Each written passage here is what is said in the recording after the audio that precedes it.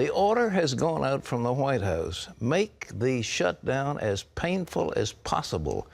We're going to tell you some shocking examples of how government employees have followed out that mandate. But before we talk about the news, I have important news. I have beside me a very lovely lady who's now a grandmother. Yes, well, this is my second. Second girl, okay. Well, tell us about the little girl and now a little boy.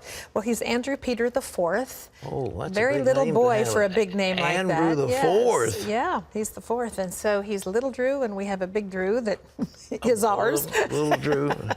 So this is your son's? My son's son. My son's first baby. And you were there at the Yes, birth? it's such a miracle. I mean, you never quite get over it. If you don't believe in God, you need to watch a birth. It's just quite an astonishing event. Wonderful. Yes. The mother is okay. All the labor's well. good. All well. Good. They come home today. Amen. Yes, so we're excited. Well, you may not get much. Well, I'm trying to catch up to you. Yeah, well, it's a lifetime endeavor. I'm sorry, darling. I'm way ahead. I'm way behind. 4 great 14 grandchildren, 4 great-grandchildren. Wow.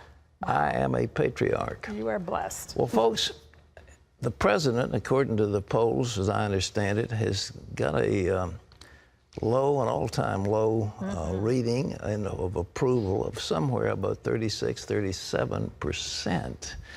And the government shutdown in Washington has turned in the Battle of Yorktown as Americans protest the actions of the National Park Service. Yorktown is where America fought its final battle for independence, and a businessman there isn't going along with the government's demand that he close down. Charlene Israel brings us the story.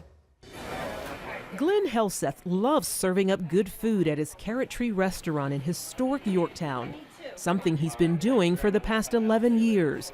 But the eatery was recently forced to shut its doors due to the government shutdown.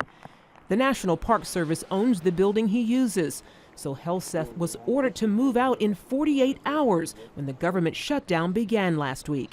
I was called about 9 o'clock Tuesday morning, October 1st. I was told I had 3 hours to vacate my restaurant.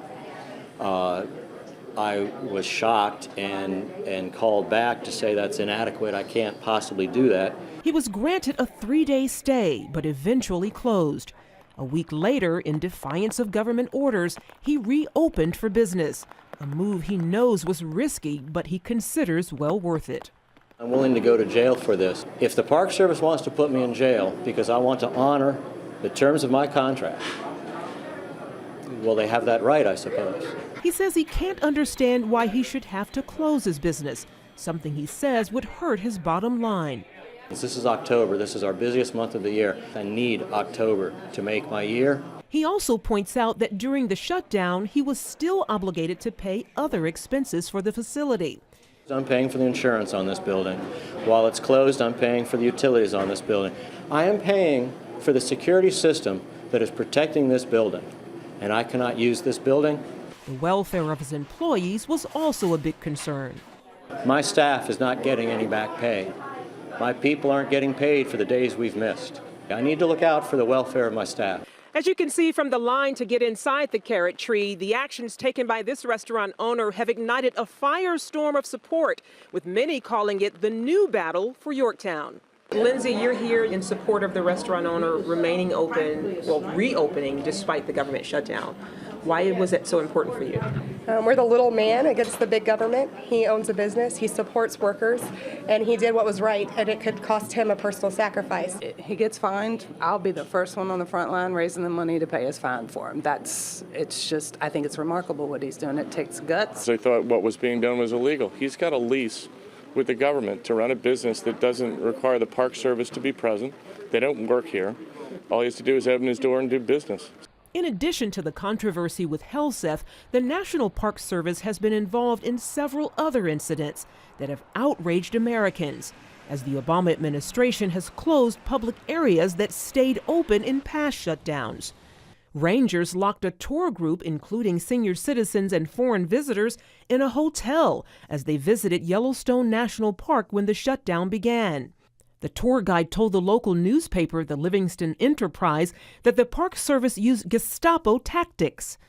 The service told Bruce O'Connell to close his inn and restaurant in Pisgah Inn It sits on federal land on the Blue Ridge Parkway in North Carolina. He did, but then reopened it. But the service closed him down with armed rangers. One angry Park Service ranger in Washington told the Washington Times, "We've been told to make life as difficult for people as we can. It's disgusting." The Weekly Standard says the conduct of the National Park Service over the last week might be the biggest scandal of the Obama administration. Congressional Republicans say they're getting numerous reports and will investigate. We reached out to the National Park Service for an interview, but our calls were not returned. Meanwhile, Helseth has this message for those in Washington. Please settle your issues so that we continue going about our business. It's all I want to do. I want to do what we were meant to do. If I can do so now while you all continue squabbling, that's fine by me. Please leave me alone to sell my carrot cake. Charlene Israel, CBN News, Yorktown, Virginia. Can you imagine a petulant man occupying the highest office of our land and in ordering his people to make this shutdown as painful as possible for the American people?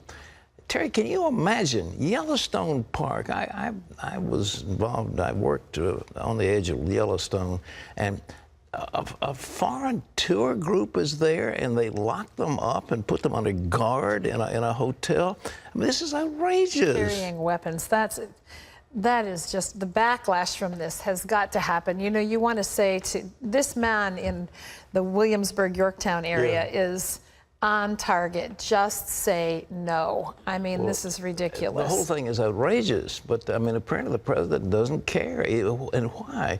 It was asked, why is he doing it? Does he think he's an emperor? Is he imperial? Doesn't he read the papers? Doesn't he understand what people are saying? I mean, what is it that's motivating the head of our nation? Well, the House of Representatives has made a move to help the military families who've been hurt by the shutdown. John Jessup has that story from Washington. The House voted 425 to nothing to restore the death benefits for the families of fallen members of the military. But so far, it isn't certain if the Senate will follow suit. The Pentagon has reached an agreement with a nonprofit group, the Fisher Foundation, to pay the benefits, which amount to $100,000. And House Republicans are considering a short-term increase in the debt ceiling. That would give Washington more time to work out a deal, increasing the government's debt.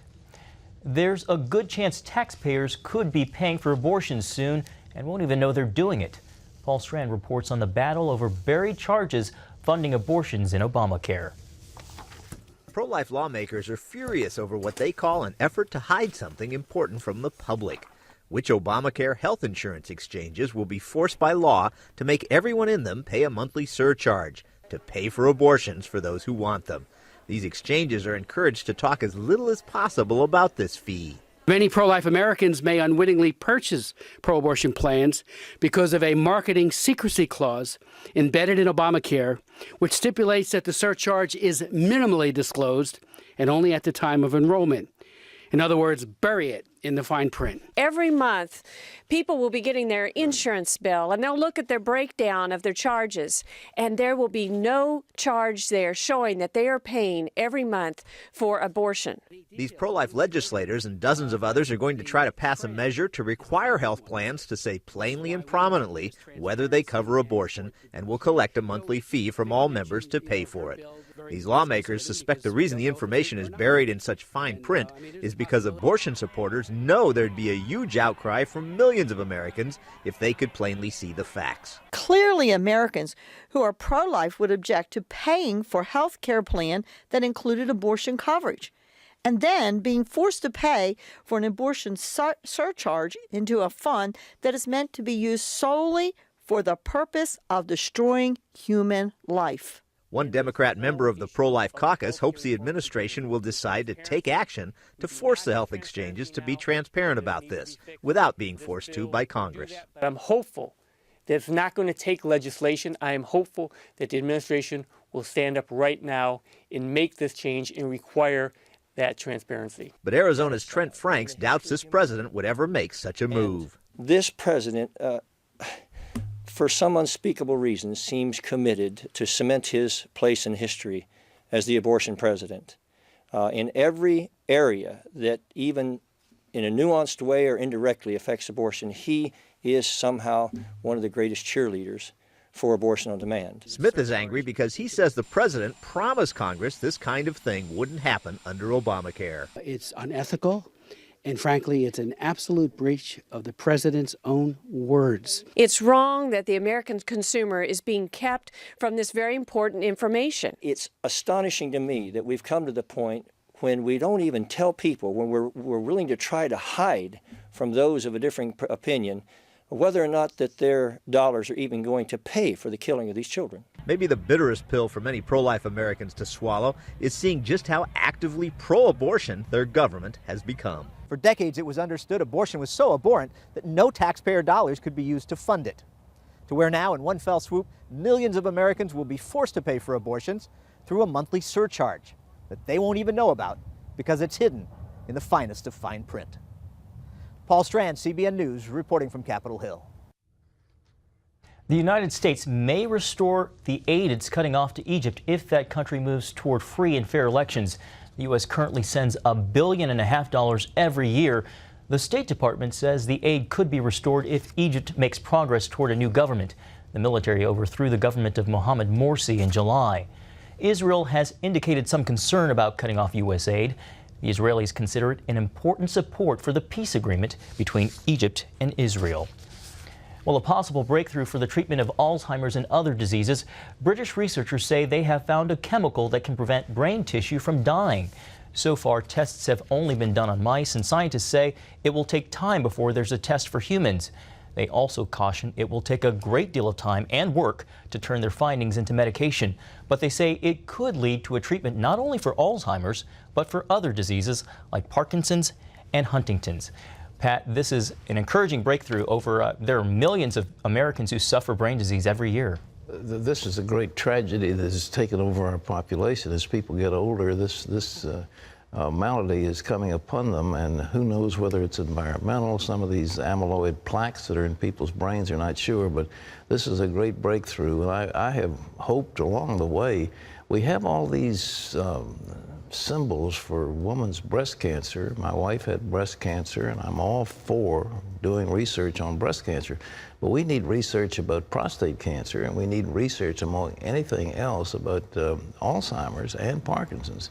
And you know, our health reporter found out that somehow that there's something in coconut oil that will help alleviate the effects of Alzheimer's and also the effects of Parkinson's. So we're trying to do what we can, but I'll tell you, ladies and gentlemen, we're in a real mess here in Washington. We have a man in charge of this country who, he doesn't know what he's doing. I think that's part of it. He doesn't know because he's never done it before. But I think in addition to that, he's trained the Saul Alinsky School of Revolution, trained as a community organizer, and what he's good at is campaigning and attacking. That's all he knows how to do. So how about getting people together and make negotiations where everybody has a give and take? He doesn't know how that works. And so our country, this great nation that we love so much, is being brought to the brink of fiscal chaos because of the obdurate nature of the man in charge.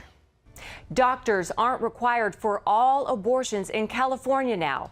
Governor Jerry Brown has signed a bill allowing people who aren't doctors, like nurse practitioners, midwives, or physician assistants, to do a type of early abortion. They must go through training first. Planned Parenthood strongly supported the measure, but opponents say the move will hurt the standards of health care for women.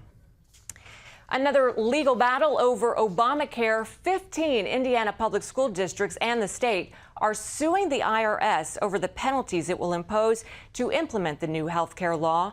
The lawsuit says the IRS cannot impose the employer mandate requirements on state and local governments. State leaders say the rules will force those governments to cut the hours of part-time employees to avoid those tax penalties. One school administrator says the agency is overstepping the boundaries Congress created and that its rules will harm the district.